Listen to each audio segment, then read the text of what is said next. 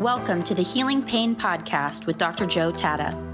Each week, we interview top experts in physical therapy, pain science, and integrative pain care. You'll learn the most up-to-date information for treating and reversing persistent pain. This podcast is for educational purposes only and not intended to be used as personalized medical advice. And now, here's your host, Dr. Joe Tatta. Hey there, friends. Welcome to this week's episode of the Healing Pain Podcast. On today's episode, we're discussing how a healthcare provider's perceptions about sociopolitical factors can have an influence on vulnerable and marginalized people with pain. My guest this week is Dr. Alicia Emerson. Dr. Emerson is assistant professor and director of clinical practice in the Department of Physical Therapy at High Point University in North Carolina. She is also the director of High Point University's Pro Bono Physical Therapy Clinic and currently completing her PhD studies. Her research interests include understanding the sociopolitical influences on chronic musculoskeletal pain and outcomes and discerning the functional implications of pain processing for people with chronic musculoskeletal pain. On today's episode, we'll discuss some of the clinical conversations that happen in the world of pain management with regard to working with vulnerable populations or people who are vulnerable. And we'll discuss provider attitudes, beliefs, and biases that may contribute to the marginalization of people with pain or impede the process of effective pain management. Okay, without further ado, let's begin and let's meet Dr. Alicia Emerson. Hi there, Alicia. Welcome to this week's episode of the Healing Pain Podcast. Hi, Joe. Thanks so much for having me. I'm excited to be here.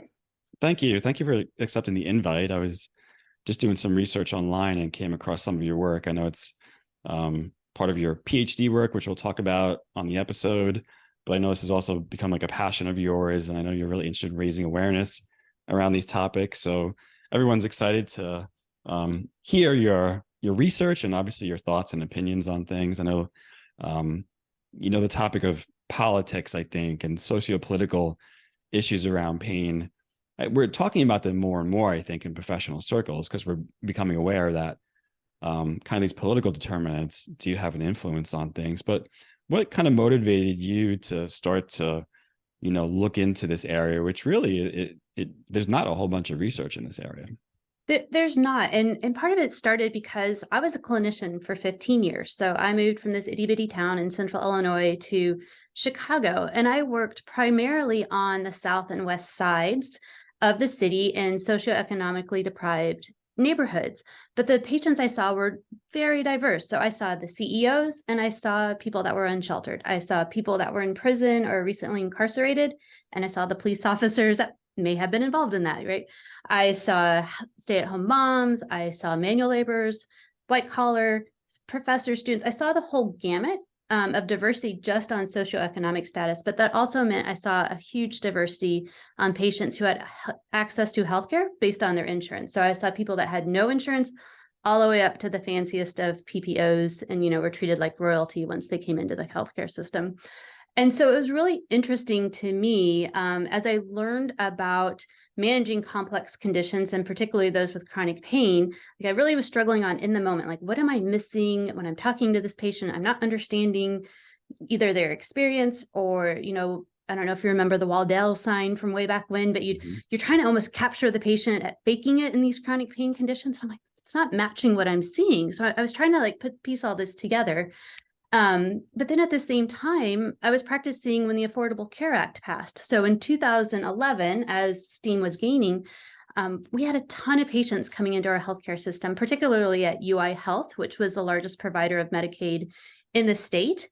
And so all of a sudden, I'm treating patients that hadn't seen anybody for 20 or 30 years. And the complexity of their cases and the amount of unmanaged comorbidities they had ongoing there really was a struggle to kind of overcome, that component before you could even get to managing the pain. And so I've always kind of toggled back and forth as a clinician, like what's going on at the moment, and then what's driving why this patient is here, right? And so Jeffrey Rose had asked years ago and challenged physicians to understand, why is this patient sick? And then also, why is this population sick? And that's really kind of been my driving focus now as I've moved into academia. And the start of this whole PhD process was me opening the pro bono clinic here at High Point University. It's open 40 hours per week. So we think it's the only one in the nation open 40 hours per week. And we have 1.5 full-time clinicians and the students. And so it's just been kind of this journey of recognizing my difficulty being successful as a clinician and then seeing all those factors at play throughout the years. Do you have any sense of how we might be educating, let's say, new professionals or maybe the professionals out there to start to think about, these types of factors and issues? Because you really, you're talking about kind of big issues that exist, right? Yeah. I mean, I think, obviously private practitioners are acutely aware of, what insurance pays well, what insurance does not pay well. Well, I shouldn't say pay well. I think it's actually more what insurance actually will provide enough visits to maybe work with someone who has chronic pain versus those that don't, because right. Oftentimes, these conditions are squeezed into like almost a biomedical approach where, you get 8 visits and, see what you can do. And it's like, well, this person has fibromyalgia and they have, other comorbidities, and that doesn't necessarily work. So, you're really starting to kind of get down into the nitty gritty and say, really, in some way, like our insurance system may not be set up for certain people with certain conditions. No, and I think it's not just that our insurance system isn't set up well, but our educational system isn't set up well. So when I came to High Point University, I was trying to do what you're saying. So I had to take these entry-level students and I need them to be facilitating some of the care in the pro bono clinic, and they don't have any pain science knowledge. And they don't have a background on these social determinants of health. And so what I did was I created a core course, a 3-hour credit course on pain science. And then one of my colleagues, Corey Alcon, asked, well, how many other programs actually have one of that? So we did a survey, and there's not very many DPT programs that have a standalone 3-credit class, right? So I know foundationally we're kind of lagging at that component of it. But even if we're trying to talk pain, what I struggle with the students is most of them are used to having a biomedical condition, right? So most students come into physical therapy, I'd say 90% of them come in because they had some kind of injury, and that injury showed up on an MRI, which usually resulted in surgery, right? Like an ACL tear, or their sports or their athletes. And it's something we can have a common conversation about. And then you struggle with what happens to the patient that doesn't have imaging, right? And so now they have an invisible condition, particularly if we're looking at through a biomedical lens, what is capturing their story, right? And I had done some research on NEOA. And when I was looking at it, is the patients that were in their 30s would have these severe kind of NEOA findings that we weren't expecting, or they might have no NEOA findings and they'd have terrible pain. And so the level of pain was not reflective of what the imaging looked like, but that almost did them a disservice, because then we're saying, oh, they're exaggerating, they're faking because imaging didn't support what they said. So we've got an invisible condition that is being experienced almost exclusively or more at risk by those that are invisible or at risk for being invisible in our society. And so what we're also, I think, missing is a foundational understanding of these social determinants of health and how marginalization and vulnerability and things like that contribute to one's condition. So I think we're not doing a good job right now foundationally.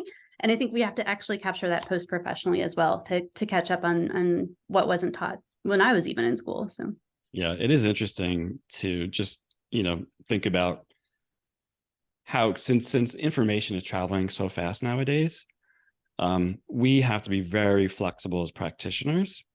And instead of looking at our like rigid scope and maybe even rigid education system, that those things have to really be flexible and change probably on a yearly basis. Basically, we can't wait necessarily for CAPT to change requirements and to send the email out to everyone. Like, yes, that should happen and we need that.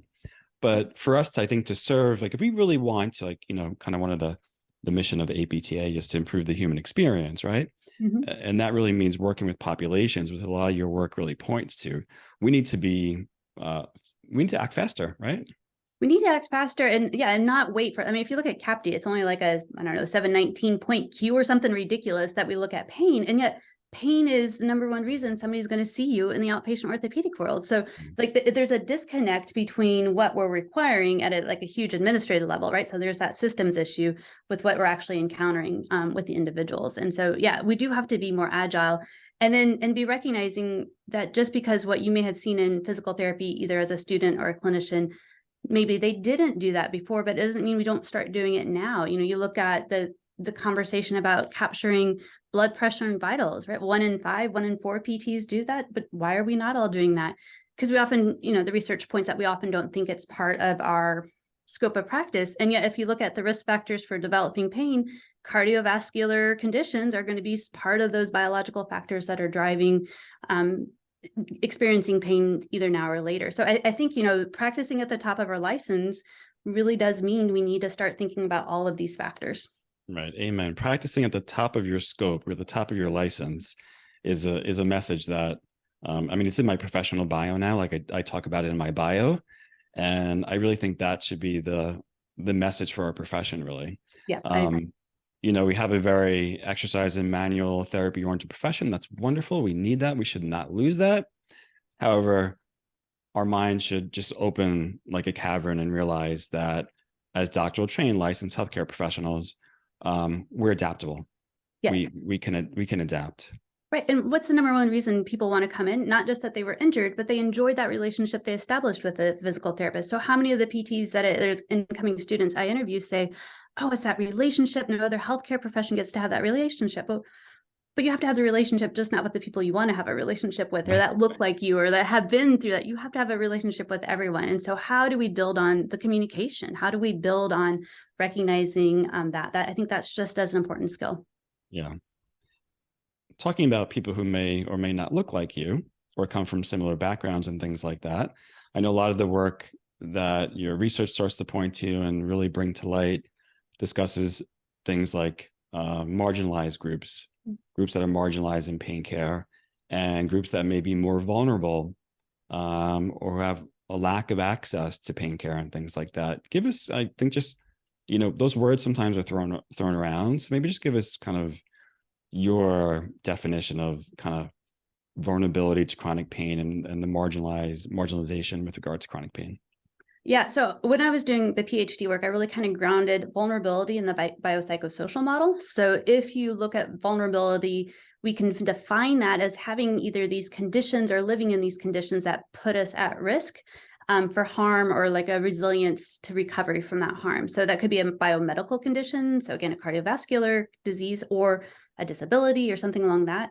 From the psychological part or the mental health of it, right? It could be a mental health concern that can make you more at risk for vulnerability. And then we have these social concerns, right? And so in the nursing profession, they often talk about those social determinants of health, and basically where you are on the socioeconomic spectrum. If you have less or more in a deprived kind of state, you're at bigger risk for vulnerability. You can only take so many financial hits before you're going to be in trouble. So I think it's helpful to remember that vulnerability can be identified for us in the biopsychosocial model. But I think more importantly, if we know we have a vulnerability, there's an ethical mandate that we need to explore those factors related to that vulnerability. And if there's a way for us as healthcare providers to mitigate or alleviate some of those factors, then I think we have a role in developing that. So that's how I set up with vulnerability. Marginalization is really whether a person, a population, a group of people, they're pushed to the side. Now, typically we think of that in a sociopolitical process. Do you have a voice at vote? Do you have a voice? Are you supported by policies? But what I'm saying is that we tend to marginalize, and we not always, but we can marginalize, particularly when we're working with patients that have chronic pain in that moment and in that visit. So, are you talking over your patient? Are you not listening to them? Do you have unmet expectations? Do you jump right into problem solving, which we tend to do as PTs, right?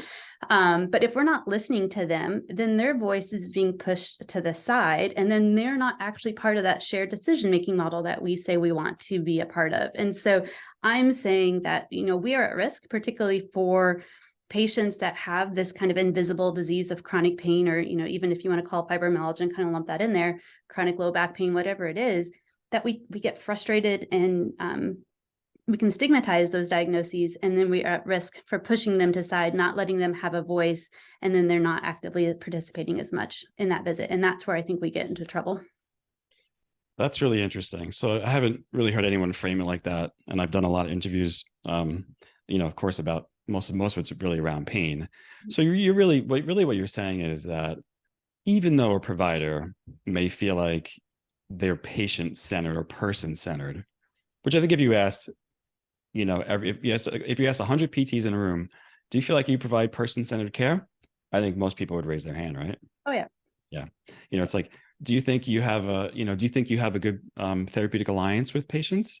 I think most people would raise their hand. If you ask people, who has a below average therapeutic alliance, most people are not going to raise their hand. But you're really saying that you can effectively marginalize someone by not allowing them to have a voice and not allowing them to have choice in the therapeutic process.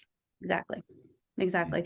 And interestingly enough, and I'll skip ahead to kind of what I did a little bit in my PhD, but I did ask some of the providers in the state of North Carolina, have you ever had difficulty establishing a conversation that optimizes your care? And what about 1 in 3 did admit to that, which I think is great that they're being vulnerable and willing to acknowledge that. And 2, I think it leads us to, hey, there's an opportunity for us to acknowledge the difficulty and then kind of figure out what is that difficulty in that conversation. And is it that we maybe are blaming the patient in that component of it? Sometimes we do. So you mentioned, professionals, and not just PTs, but a lot of healthcare professionals do this. It's this reflex to jump in and problem solve and figure it out and fix kind of thing. Yes. Could you give us like another example maybe of how a professional might marginalize a patient? And a lot of this is subconscious, right? Yes. Yeah. So there's 2 things. One, I want to highlight Kenneth Craig. If you haven't worked with him before, he's out of Canada, I believe, and he has the social communication model of pain, where basically he's highlighting these kind of neurophysiological processes that are ongoing in pain. And then if you communicate with a provider or caregiver, and that is a positive experience, like you can kind of tamper down and get those inhibitory processes going, right? But if you have a negative interaction with that healthcare provider, right, like that can negatively influence the patient's experience in pain, which would make sense. If you and I were arguing right now, I'd get very stressed and frustrated, right? And we'd have these neurophysiological responses. We don't, as a patient, get to express that necessarily back to the provider, right? But it doesn't mean we're not experiencing it internally. And so I've kind of termed this like, we have to be careful in these kind of conversations that we aren't having an iatrogenic effect on that patient and with their pain. So iatrogenic, typically you think of we've caused the problem, but it can also be an exacerbation of a current symptom. And so that's kind of where I've started my thinking, was using that theoretical model of how our interactions can influence. So that's kind of that component of it. But a lot of it, you're right, is implicit. So there's a lot of research in the systematic reviews that we ended up doing demonstrating, yes, there's measured implicit biases, and those are typically looked at from a race, ethnicity, gender perspective. But we also had unmet expectations. We had some biases against the legitimacy of a case if they didn't have medical imaging to support their condition, if they had really high pain severity reported, if they were demonstrating those nonverbal behaviors. So all those things you're trained to look for someone that's faking it show up in case vignettes. They show up in kind of the case chart reviews that were done in these kind of things. And so a lot of it is not intentional, but it's kind of part of that culture ingraining we have about what is pain and then who is deserving of care for pain. And what intervention we use, so to speak. Yes. Yeah. It's interesting. So last night I was on a podcast with Karen Litzy, who you may know, and I was interviewed by Karen Litzy. She has a podcast called Healthy, Wealthy, and Smart. And I was on there with my co-editor, Ginger Gardner, who we wrote a book on called Integrative and Lifestyle Medicine. And she posed a question to us and said, as physical therapists, we use exercise, but you're now bringing integrative and lifestyle medicine in, where you're bringing in things like sleep and stress management and identifying substance use, nutrition, social connection, all those things. And she said, how do you do all that if you're also doing exercise? And I said to her, consider for a moment that we should give patients choice. And even though we are extremely biased toward exercise and movement as a primary modality to manage pain, someone may want to start actually with sleep, or they may want to start with nutrition or stress management, or, a variety of things that we could really educate and counsel around. Does that kind of resonate with you in terms of, if you're pushing exercise on someone, does that tend to marginalize them and in some way disempower them from the therapeutic process? So yes, it most definitely resonates with me. Garrett Nays, who has done a lot of research, and he's the one with me, and he's my full-time clinician in the pro bono clinic. He had come from a provider extending model when he was doing his PhD. And so he was the one that really introduced me to like, hey, let's screen for stress. Let's screen for sleep. Let's screen for these things. And then let's start the conversation for management there. Because often our patients, if we know that obesity is related to chronic pain. And so what we want to do is get everyone to exercise so they lose weight. And I get that exercise inoculates us against pain. And yes, it's all great. And I like my exercise. However, our patients don't always like to exercise. So how do you build in that moment that therapeutic alliance? You're not telling them to go do this and that and the other.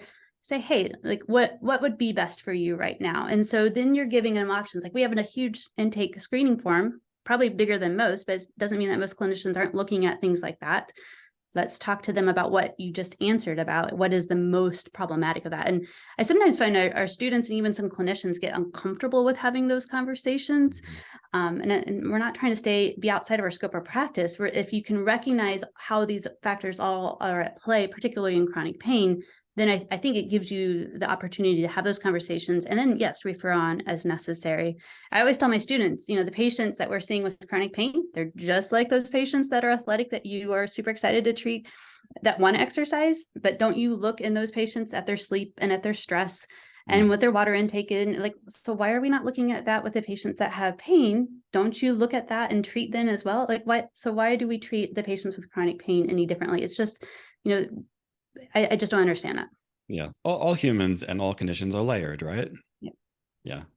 So tell us about your research. I know it's a big part of your time over the last couple of years. Yes. Tell us what your research was about and kind of your hypothesis and some of your findings. So my hypothesis, I was curious, do we have sociopolitical and historical factors influencing our conversation when you're chatting with a patient? And that really got driven not only because when I was in Illinois working with all those patients that were all of a sudden coming into the healthcare system and telling me about both their positive and negative kind of interpersonal experiences, but then I moved to North Carolina and there's a difference. And so we crossed a state line, right? And the difference was North Carolina didn't accept the expansion of Medicaid and still has not accepted the expansion of Medicaid. It's one of several states in this region that did not.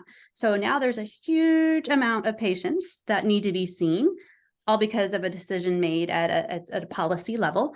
And I'm like, okay, well, I've got a pro bono clinic. Wouldn't you all like to come in and get some free physical therapy? And so I said, well, one, let me survey what they want. And I really was getting into community engagement and what that really meant. And I do think that's important as we move forward. And I'll talk about that later. But so first we called all the English speaking lines, and that's great. But recognizing that most patients that I would be trying to target probably did not speak just English. So I went back and I did those surveys in Spanish and in Arabic. And I intentionally picked those given some of the rhetoric that was going on around that presidential election time and recognizing that. But it took me forever to get those surveys done because no one wanted to talk to me. They didn't care how great this idea was. They're like, well, you're a healthcare provider. I don't want to talk to you. And so then I was curious as to why you didn't want to talk to me. And so once I was able to get to someone, they said, well, don't you know, in North Carolina, healthcare providers used to track documentation status. Now, I have no idea if that's true or not, but that is what that community believes. And so until I was vetted by someone within the community that they trusted, I was never going to get anywhere. And so that's where I was like, oh, wait, maybe patients are invisible to some of us healthcare providers because they never come into the system. And so we don't even know they're out there. And why are they not out there? Oh, wait, it's because of all these things that had gone on both historically and contemporaneously at the same time. And it's like, oh, okay, that makes sense. And so I went on then and did some focus groups and tried to combine those efforts. And so there were some obstacles to care that were recognized, and often those were centered on health insurance. But they recognize that healthcare is a business now. And so no matter how well-intentioned we are as providers to kind of work outside of those constraints of business, they recognize it and we recognize it. But they really just wanted us to communicate as if they were human beings. And I still recall this one Spanish-speaking patient that we had, and he was a car mechanic, and he's like, look, when you come in to see me, I write down everything you're telling me. You tell me that makes this sound and it does this, and I'm trying to diagnose what's wrong with your car. He's like, but when I go see a healthcare provider, they just look at their paper and they don't even listen to me. And they just kind of have these questions and they just go right through it. So he was able to articulate that difference where he just wanted to be heard and seen, essentially. Yeah. So that was the first half of what I had done. Which is so true of many people who are marginalized in the healthcare system, right? Yes. Yep. I think just, immigrants and new Americans are just one group of people who recognize that their behaviors are being tracked, right? Yes. Yeah. Yep. And the queer community has been through that in the past with AIDS and with other things, where even some of that is still carried today, where they don't have trust in providers, or they're scared to disclose their sexual identity and orientation. They're scared to disclose their gender identity. So those things are especially in the chronic pain populations, they're barriers that have to come down, right? They are. And I think we have to recognize that those barriers have existed and are still ongoing. And we have to make sure that we figure out how to address those. And one of the ways I do it with the students is I have those community leaders that vetted me come back each summer and talk to the students before they go into the pro bono clinic. So they can, talk about the constituents' experiences and their perspectives of what's going on. So I've had the NAACP come in and they might talk about like housing and why neighborhoods are the way they are. I have Guilford Green come in, which is an LGBTQ, and they talk about transgender rights. I have the Latino Family Foundation come in. So it's helpful for the community to be heard, both in the clinic, but also at the educational level, and start planning that awareness. Yeah. Okay, the second part. Well, then I had to hear from the providers, of course. So, right. So if I'm going to have a conversation, I'm going to get both sides. So I did survey the physical therapist and the physical therapist assistants in the area. And I, curious, did you have trouble establishing the conversation? As I alluded to, some of them did. And we did some follow-up focus groups. And again, there was difficulties encountered in that conversation. But what I found is that they sometimes would blame the patient. So the patient was the issue. They didn't follow through on that recommendation. They didn't come. They didn't care. They just weren't interested. The clinicians often talked about the burdens. And so it's almost like insurance. So I used to think that chronic pain was the stigma, but now I think it's insurance is the stigma. So if that person came with Medicaid or Medicare, just that associated burden and I get it, that administrative burden is a lot, it gets overwhelming. And so then you start to, I don't know if it's burnout that might come with that, but as we get burned out, we start to stigmatize. And as we stigmatize, we actually lose our ability to empathize. So the extinction of empathy is stigma. And if we're stigmatizing, we can't empathize. And if we can't empathize, we can't establish that therapeutic alliance, no matter how well-intentioned. So, those implicit biases that you're talking about before, they go beyond the attributes, right? They go beyond, they're about what we're doing and how we're feeling with that too. But what I thought was interesting is that although all our patients, well, not all of them, most of the patients that I interviewed, or the participants, I keep calling them patients, but the community members that I interviewed, they almost all thought patients should have universal access to care. The healthcare providers didn't necessarily seem to think that access to physical therapy was a basic human right. So it was really interesting to kind of see those at play. Right. And so it's an emerging theme that I think needs to be explored a little bit more. But I heard a lot of dissonance in that conversation. So where they endorse empathy when I ask them on a survey, you don't always hear the empathy when we're having the focus group conversations, or they endorse these aspects about what chronic pain is, but it doesn't always come across. So I think the dissonance is the next step. Like, one, how are you aware of your own dissonance, and the disconnect, and how do we manage that? And that's what I don't know yet. Yeah. And most of your research is really kind of good qualitative research, right? It's all mixed method. Well, it's mixed method. Mixed so methods, I did, yeah. And then 2 systematic reviews were quantitative. One was a meta-ethnography, which is a fancy word for a qualitative systematic review with a new theme. Yes. Congratulations on doing mixed method studies, because I did one, and they're a lot of work, as they're both quantitative and qualitative that you have to account for and write up and include. It is a lot, but when you think about it, that's what we do all the time as clinicians. Don't we just capture data? We ask questions and we capture data quantitatively and qualitatively. So it just felt natural for me when I got into academia to do that.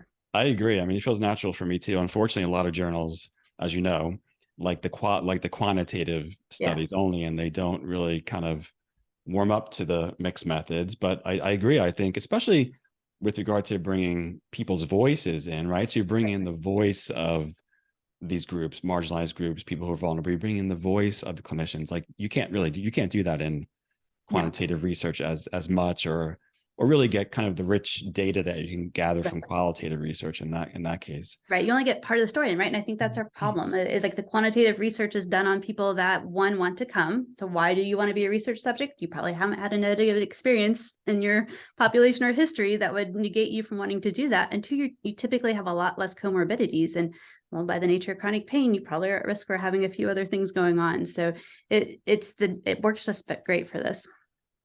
So you said two things I want to kind of rewind and go back to, which I think are really interesting. I'll paraphrase this. You said something along the lines of some of the providers kind of identified that people were either non-compliant or non-adherent or weren't motivated, so to speak. Yeah. And I always find that interesting because when you think about the amount of hurdles that people have to go through in our healthcare system to actually get to someone like a physical therapist. Yeah. I'm like, no, they're motivated. It's just that somehow in that therapeutic exchange, something was, I think, glazed over or missed, so to speak. Right. So I think you bring up a good point. And there's two things I'd say. One, I go back to candidacy. So first, the patient has to feel that they are in a position where they need to seek out care, particularly a population that has had such a negative experience, either personally or historically. So for them to actually come means that something must really be bad. Otherwise, you've got that, oh, they're just plugging along kind of mentality, right? So yeah, they're there for a reason. Now, what has happened is, and we didn't quite define this quite yet, but when you think about the clinical conversation, we often define it as just you and me, you, the patient, and me, the provider, trying to figure out what your problem is, and then me jumping in and giving you a solution. Or, maybe hopefully working a little bit more on that shared decision-making. But I've defined that clinical conversation more under the umbrella of that process of care. And so think about how many times you've had a patient come into your clinic to say, well, I have to be here because of insurance before I can do X, Y, and Z. So the doctor said, come on, it's not going to do any good, but we have to do this one thing before you can do your next surgery or injection or whatever they want, right? Or how many times has, the admin person said, treated you poorly. And so you've kind of had this negative discriminatory experience before you even get there. So I think what we're missing is that we're stepping into the stream, if you will, of that patient's overall existence and experience. So we're only going to see them for this cross-sectional moment of the time. And we're making decisions and judgments very quickly based on the short amount of time we have with them, but they're bringing all of their experiences with them.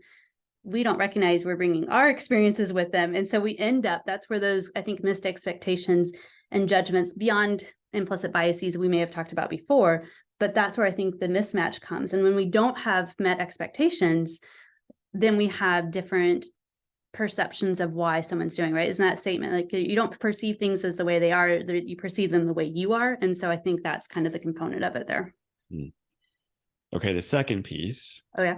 You said, and I'm not sure. So you surveyed practitioners, but were they all physical therapists? They're a physical therapist or physical therapist assistants in the state of North Carolina. And a lot of them reported that they don't see physical therapy as a right. So that emerged more from the focus group. So we surveyed 348 or so respondents on that, and about a third of those indicated that they had difficulty with that kind of conversation. And so in my follow-up focus groups, I was curious as to kind of, what were some of the difficulties.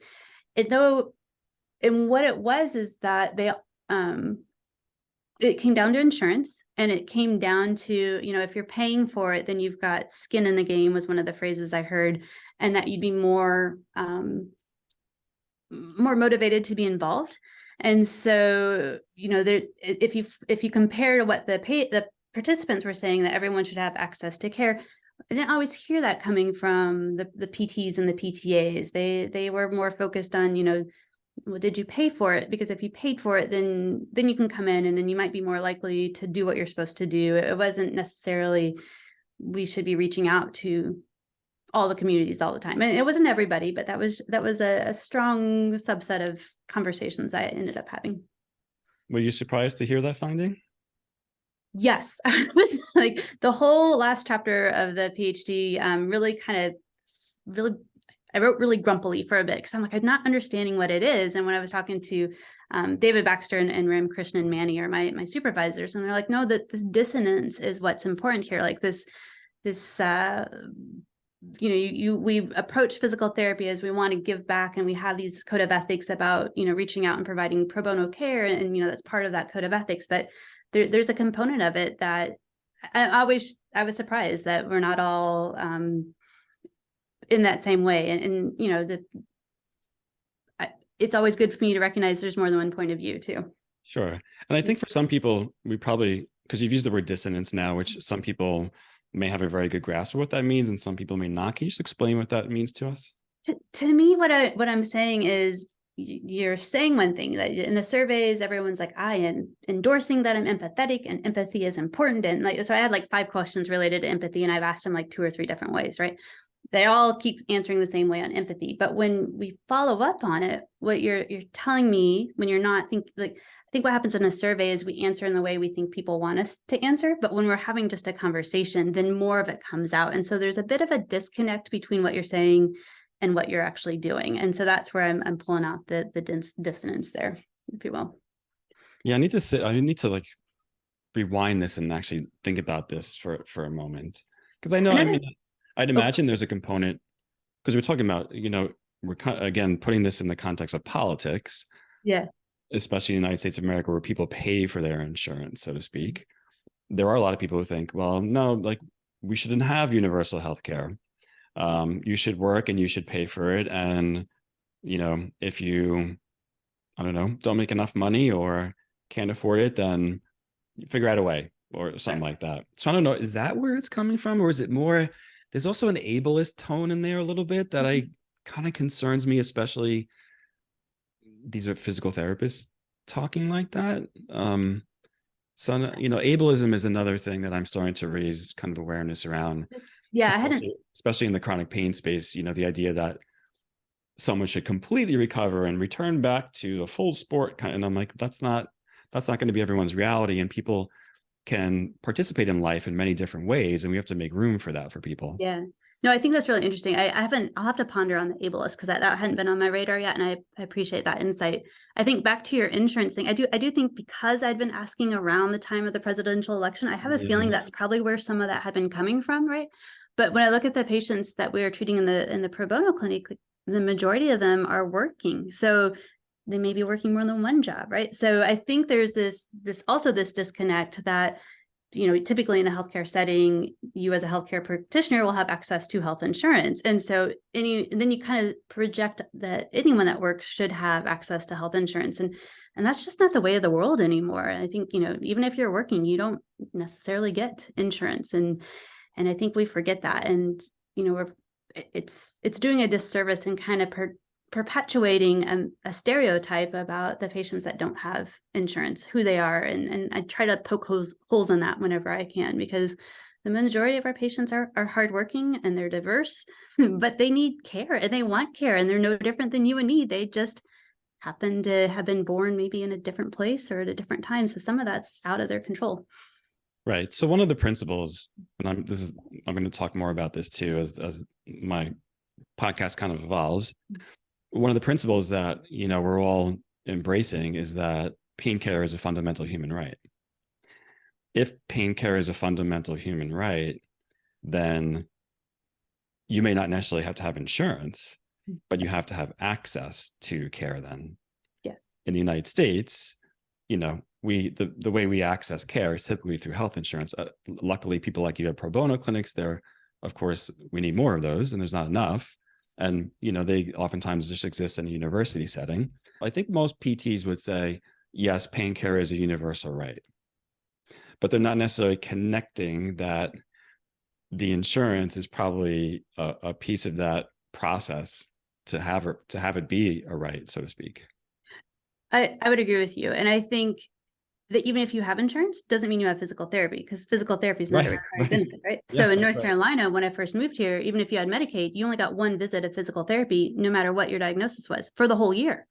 And so, it's just not a matter of insurance, but it's a matter of what insurance and how much physical therapy you're getting. And some of, you're going to exhaust those benefits right away. And then what happens? And so I think we get frustrated, but we don't have to necessarily deal with it if you're the provider, because then the patient moves on and they're out of the clinic. If you, on the other hand, are the person that has that limited insurance, right, you've got a different perspective of how insurance is sometimes getting you substandard care. Yeah. I mean, I can go on a tangent about this, but I think, we preach interprofessional care for everything nowadays. Everything has to be interprofessional. And I'm like, our healthcare system and our insurance system is not set up for interprofessional care.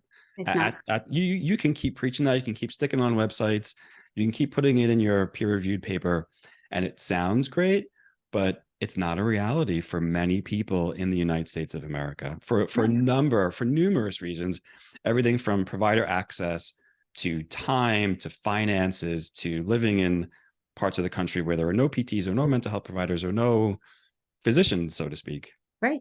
I mean, I was just having that conversation with some of my colleagues. Is like, I have insurance and I am trying to get like just a regular annual checkup in, and it's like 5-month wait. Yeah. Now, what if I had a problem and now I have to wait another, right? And so, I have that and I can deal with it because I'm healthy, but the patient that I'm trying to see, and often the patients with chronic pain talk about this disjointed care, or because they get passed from one provider to the next, they keep telling their story and they get pushed back. And then we're creating the chronicity. If we just would have dealt with it in the first place, we wouldn't be spending $600 billion a year in 2012 dollars on this condition. This is now a public health problem. Yeah, we're perpetuating trauma is really what we're doing. And Exactly. I think it's a really great example. Like if you and I have a difficult time negotiating the healthcare system, what is it like for people with, chronic health conditions?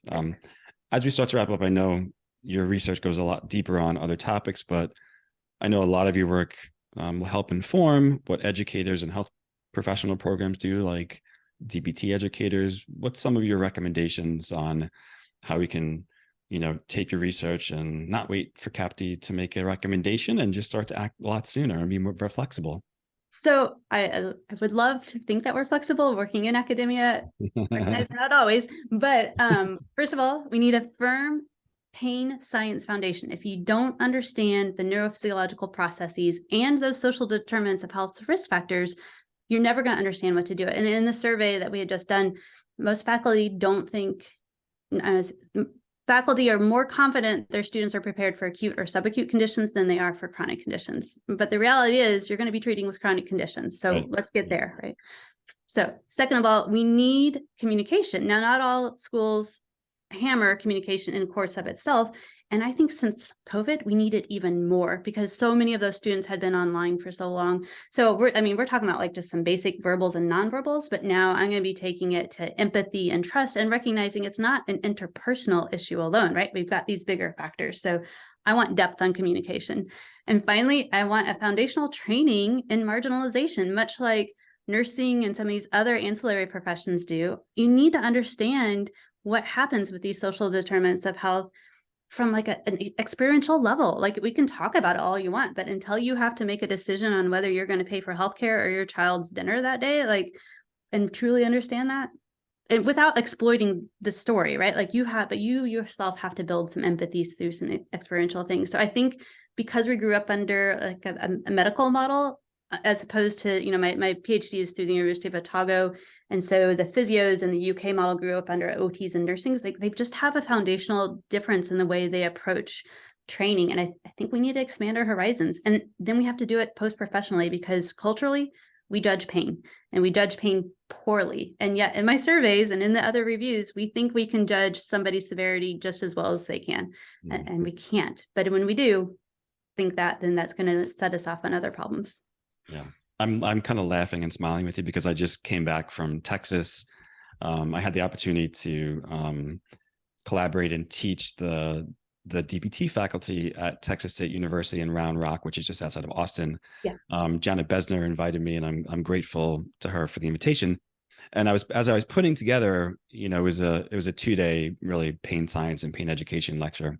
And as I was putting it together, I was looking at all these topics around marginalization and vulnerability. And I spent a pretty good amount of time, I would say probably close to 2 to 3 hours in a 2-day, course on that. And, when people first enter the room, everyone's excited to learn about pain mechanisms and pathways and, what is the one psychosocial factor I should be screening for, things like that. And then I take them on a little journey of, now that you understand kind of like what's happening at the cellular level, you understand some tracks and you understand parts of the brain and you understand how to screen for certain things. Let's now talk about people. And it really resonates with a lot of people, I think, because they know inherently, like, yes, I've come from an education process. I've studied neuroscience. I've studied neurophysiology. I've studied neuroanatomy, all these things. But when it comes down to it, we work with people. Right. We don't work with nerves. Right. Yep. And I think that's the really important part, is bringing it back to, and that's why I always tell my students, I'm like, I want you to see the humanity in front of you, like see that person, understand it, because that's learn from my mistakes. Because I didn't used to, like, I used to jump right in and, I feel like I still feel guilt for those patients I didn't help. And did I put them on this medicalized path of poverty because it was, my misguided assistance that wasn't needed. So yeah. I also did a number of exercises around kind of co-regulation and how that builds the therapeutic alliance. And for some people, it's the first time they're interested in first time they were introduced to some of those things. Yeah. And I had them work with, topics that are really easy to talk about and then topics that are more difficult to talk about. And it's interesting to see. I think a lot of physical therapists are looking for these skills and they're looking for permission to do work on a deeper level. Yeah. Which a lot of your research supports, like, hey, let's have these deeper conversations. Let's figure out how we can then bring them over into DPT education and obviously clinical practice. Well, and those are the patients I succeeded with, is when you were able to get to those conversations, then things change. Yep. Totally different. Yep. Yeah. Alicia, it's been wonderful speaking with you today. I know everyone is going to enjoy this episode and they're going to share it with their friends and colleagues all over social media. You can, of course, find me on Instagram at drjoetatta.com. But how can people learn more about you and follow your work? I am on Twitter at Alicia Physio. And then you can also find me at the High Point University Pro Bono Physical Therapy Clinic, or you can email me at aemerson1, AEMERSON with the number 1 at highpoint.edu. Great. So we will include all those links. If you didn't catch them, you can, of course, hit rewind, but the links will be on the show notes at the Integrative Pain Science Institute. Again, make sure you share this episode and tweet out to Alicia and let her know that you appreciate her work and her efforts here. I'm Dr. Joe Tatta. We'll see you next week. Take care. Thank you very much. Thank you for listening to the Healing Pain Podcast with Dr. Joe Tatta. To subscribe to the podcast and learn more, visit integrativepainscienceinstitute.com.